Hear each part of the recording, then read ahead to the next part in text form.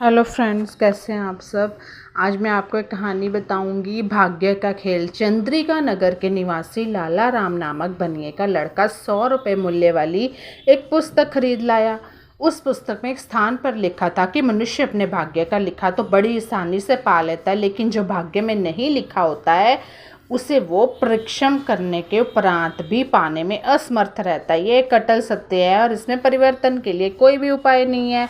तो बनिए ने इतनी महंगी वस्तु खरीदने पर अपने पुत्र की काफ़ी भर्त्सना की। पुत्र द्वारा अपने निर्णय को उचित बताने पर लालाराम क्रोधित हो उठा और अपने पुत्र निखट्टू को बोल के अपने पुत्र को निखट्टू और विवेकहीन बोल के घर से निकाल दिया। बनिए का बेटा अपने पिता के व्यवहार से दुखी होकर किसी दूसरे शहर में चला गया।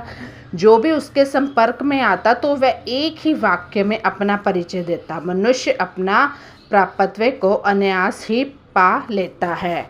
तो वो हर एक को यही बात बोलता। एक दिन राजा की लड़की चंद्रवती किसी उत्सव को देखने उस नगर में आई तो उसकी दृष्टि एक सुंदर राजकुमार पर पड़ गई।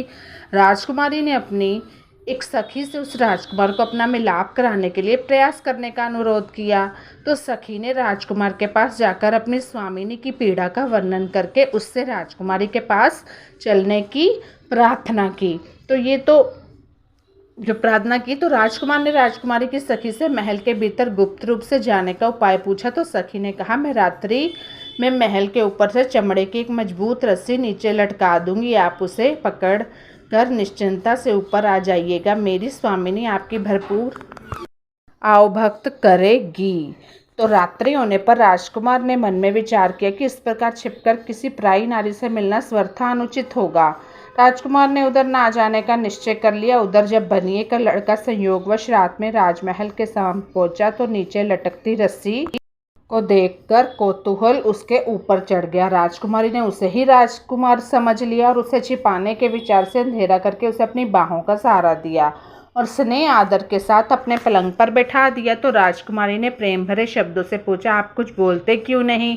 तो यह सुनकर उसने अपना प्रिय वाक्य फिर दोहराया, मनुष्य प्राप्तव्य को अनायास ही प्राप्त कर लेता है।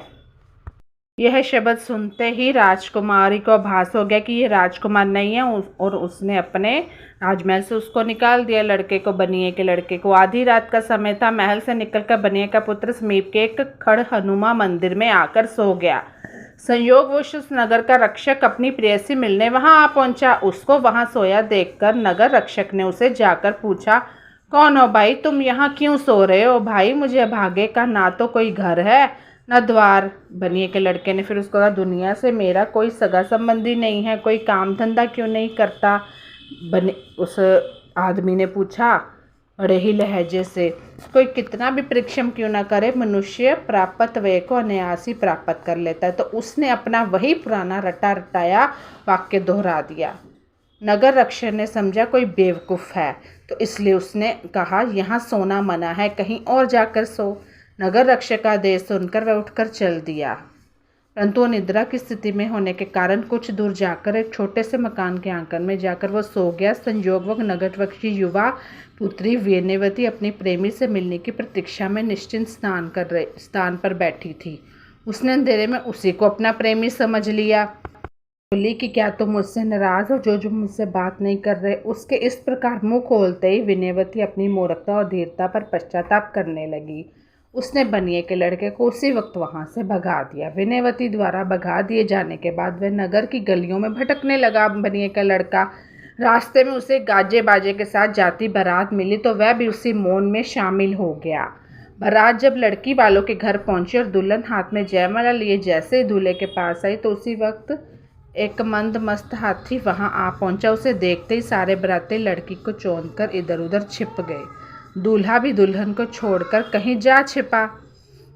हाथी के चले जाने के बाद सारे बाराती और दूल्हा एक जगह इकट्ठे हुए। लड़के वालों ने लड़की के व्यवहार पर आपत्ति करते हुए कहा, तुम्हारी लड़की गैर मर्द को स्पर्श कर चुकी है, आप लोग कैसे बातें कर रहे हो। लड़के के पिता ने वर पक्ष वालों को हाथ जोड़ते हुए कहा, क्योंकि हाथी आ गया था तो सब भाग गए, तो लड़की ने उस बनिए के लड़के का हाथ पकड़ लिया था।